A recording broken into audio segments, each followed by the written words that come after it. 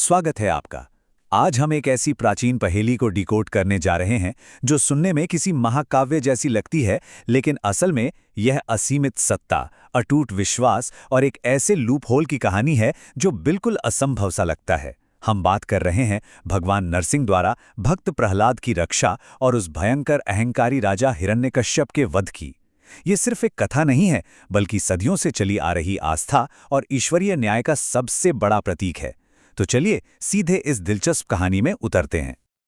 अब कहानी के बिल्कुल केंद्र में एक बहुत ही गहरा सवाल खड़ा होता है।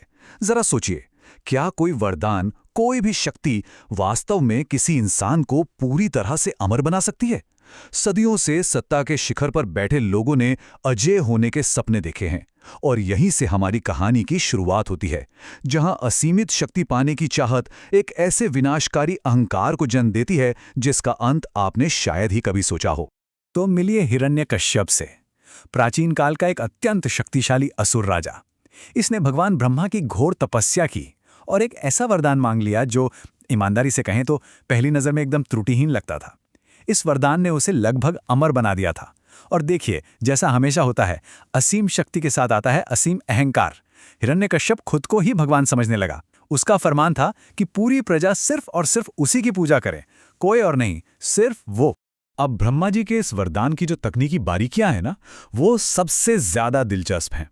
ये किसी अभेद्य कानूनी कॉन्ट्रैक्ट की तरह था, जहां से बचने का कोई रास्ता ही नहीं छोड़ा गया था।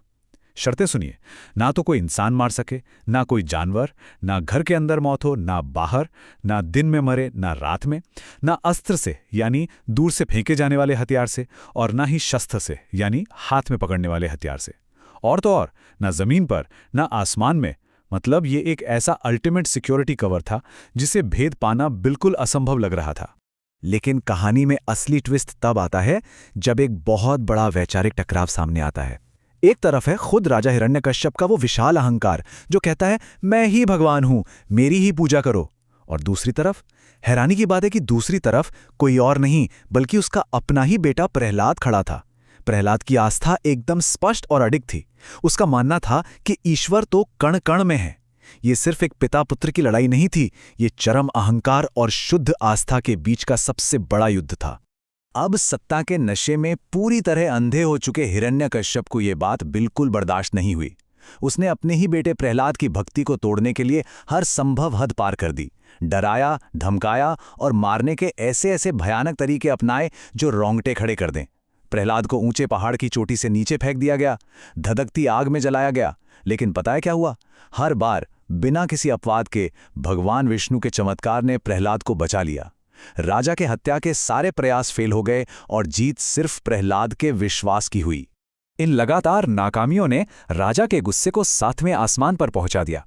बौखलाहट में एक दिन हिरण्यकश्यप ने प्रहलाद से वो सवाल पूछ ही लिया जो इस पूरी कहानी का क्लाइमैक्स तय करने वाला था। कहाँ है तेरा विष्णु? राजा चिल्लाया।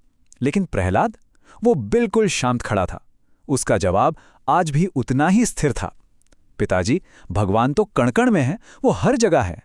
गुस्से से पागल राजा ने दरबार में खड़े एक पत्थर के खंभे की ओर इशारा किया और चुनौती दी।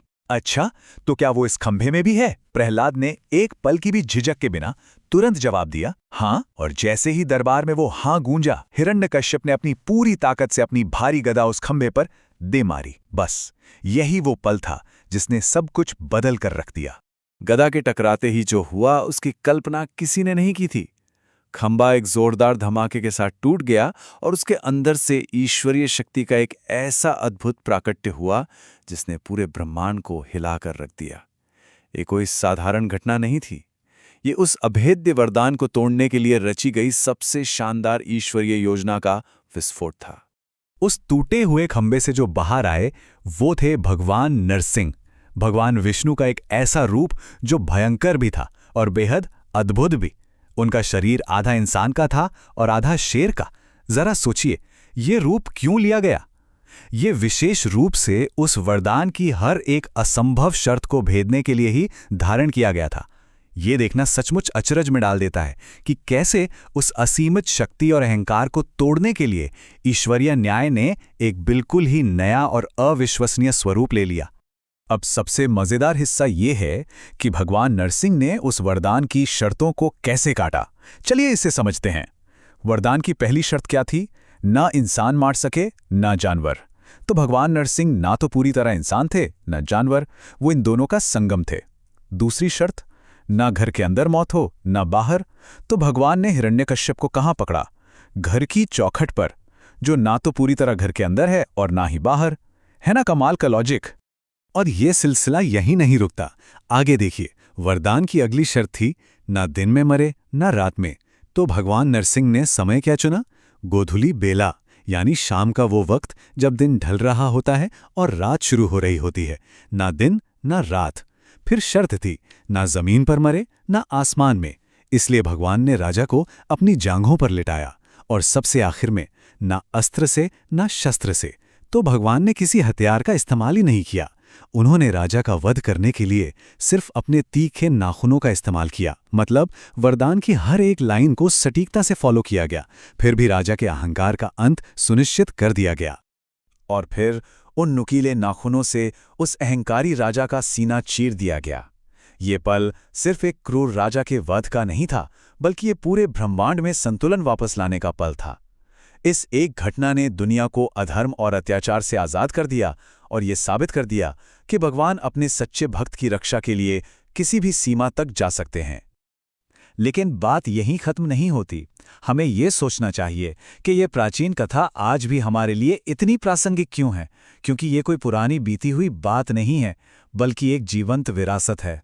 ये अधर्म पर धर्म की जीत का वो उत्सव है जिसे हम आज भी मनाते हैं।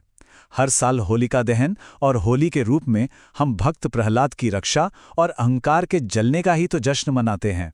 और नरसिंह जयंती हमें यही याद दिलाती है कि सच्ची आस्था में इतनी ताकत होती है जो दुनिया के सबसे बड़े अहंकार को भी घुटनों पर ला सकती है। तो इस पूरी चर्चा के बाद एक बहुत ही विचारणीय सवाल हमारे सामने आता है। जब सत्ता का नशा और शक्ति का अहंकार किसी को पूरी तरह अंधा कर देता है, तो क्या ब्रह्मांड न्याय को वापस स्थापित करने के लिए हमेशा कोई ना कोई लूपहोल, कोई ना कोई रास्ता निकाल ही लेता है? भगवान नरसिंह और हिरण्यकश्यप की ये महाकथा हमें यही सिखाती है कि अहंकार चाहे कितना भी बड़ा और असंभव क्यों ना लगे, सच और न्याय की जीत का रास्ता हमेशा खोज ही लिया जाता है।